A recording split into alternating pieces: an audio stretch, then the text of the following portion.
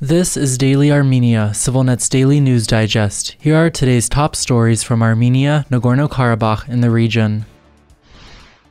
Azerbaijan has again blocked vehicles belonging to the International Red Cross from transporting patients between Armenia and Nagorno-Karabakh, in effect putting the region under total blockade. In a statement this morning, Azerbaijan's State Border Service accused the Red Cross of using its vehicles to smuggle mobile phones, chargers, cigarettes, and gasoline from Armenia to Nagorno-Karabakh at least 4 separate times since the beginning of the month. Passage through the Lachin state border checkpoint has been temporarily suspended, the agency said, referring to an Azerbaijani checkpoint set up in April along the sole overland route between Armenia and Nagorno-Karabakh in violation of the 2020 ceasefire. In response, the Red Cross said, "Without our knowledge, 4 hired drivers tried to transport some commercial goods in their own vehicles which were temporarily displaying the ICRC emblem. These individuals were not ICRC staff and their service contracts were immediately terminated." The organization added that its strictly humanitarian work in Nagorno-Karabakh must be allowed to continue. Last month, Azerbaijani border guards blocked the Red Cross from passing through their checkpoint for 10 days following a shootout between Armenian and Azerbaijani forces nearby. That marked the first time Azerbaijan blocked the humanitarian organization from Nagorno-Karabakh since its near-total blockade of the region began last year. Since last December, Azerbaijan has typically allowed vehicles belonging to the Red Cross and Russian peacekeepers to pass, even while blocking all other traffic.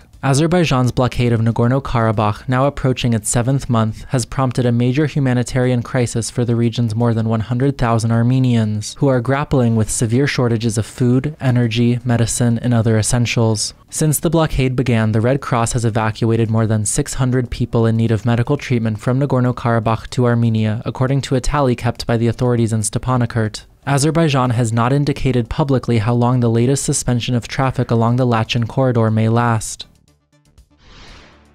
Back in Yerevan, representatives of the ruling Civil Contract Party voted today to remove Taguhi Tovmasyan, the last remaining opposition lawmaker with a leadership position in parliament, from her post. 62 out of Civil Contract's 71 lawmakers voted in favor of removing Tovmasyan as the head of the legislature's Human Rights Committee, while both opposition blocs in parliament boycotted the vote. Tovmasyan will, however, retain her seat in the 107-member National Assembly. Prime Minister Nikol Pashinyan's party justified the move by alleging Tovmasyan showed an indifferent attitude toward hate speech. That was in reference to a legislative session in April chaired by Tovmasyan that devolved into a shouting match between Civil Contract and opposition lawmakers. Civil Contract has indicated it does not plan to put forward a replacement for Tovmasyan. If the post is left empty, the deputy head of the committee, Rustam Bakoyan, will take over. Bakoyan is from Civil Contract. Tovmasyan was first elected to parliament in 2019 as a political ally of Pashinyan. She broke with the prime minister after Armenia's disastrous defeat to Azerbaijan in the 2020 war and defected to the opposition. After Armenia's most recent parliamentary elections in June 2021, Tovmasyan and 3 other opposition representatives held leadership positions. Civil Contract removed 2 of them from their posts last July after they led weeks of anti-government demonstrations. The third immediately resigned in protest, while Tovmasyan stayed on.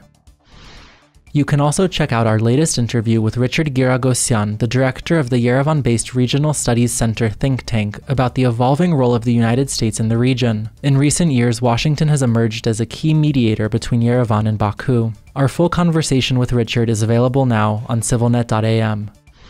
And as always, please follow CivilNet for the latest news and independent reporting from our contributors on the ground in Armenia, Nagorno-Karabakh, and the region.